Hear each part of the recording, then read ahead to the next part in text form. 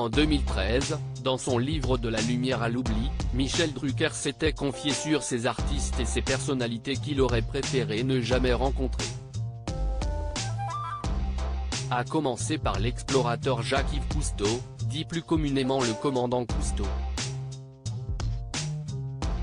D'après lui, ce héros national, mort le 25 juin 1997 à Paris, ne réchauffait pas une belle âme.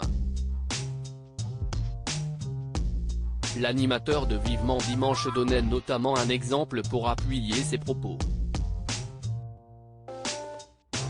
Dans les coulisses d'un spécial Champs-Élysées, l'équipe et moi l'avons vu, effaré, révéler une nature bien différente de sa renommée. En rentrant d'Australie où il m'avait reçu à bord de la Calypso, j'avais déjà été témoin de son comportement limite avec une hôtesse de l'air.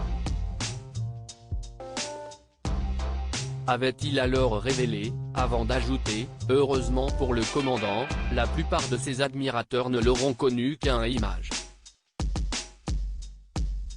Gérard Depardieu proche du suicide, il ne pensait pas moins du chanteur Gilbert Bécaud, un artiste à l'ego surdimensionné.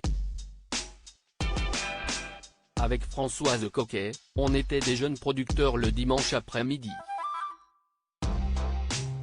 On lui avait proposé de faire 3 chansons. C'était magnifique. Mais, il a voulu faire une 4e chanson. On a alors dit à Bécaud, écoutez, il n'y a pas la place. Et là, il a pris le conducteur de l'émission et a dit, qui s'y est celui-là, c'était un jeune inconnu. Il est jeune, il a le temps. Ce jeune chanteur, c'était Yves Duteil, s'était notamment souvenu l'époux de Dany Saval, à qui il avait d'ailleurs dédicacé ce livre. Un ouvrage dans lequel il s'était également rappelé d'une terrible anecdote au sujet de Gérard Depardieu, je pense à Depardieu, le colosse, l'Orson Welles du métier qui a provoqué l'opinion. Plus on est aimé, plus on veut l'être, cette spirale est sans fin dans nos métiers.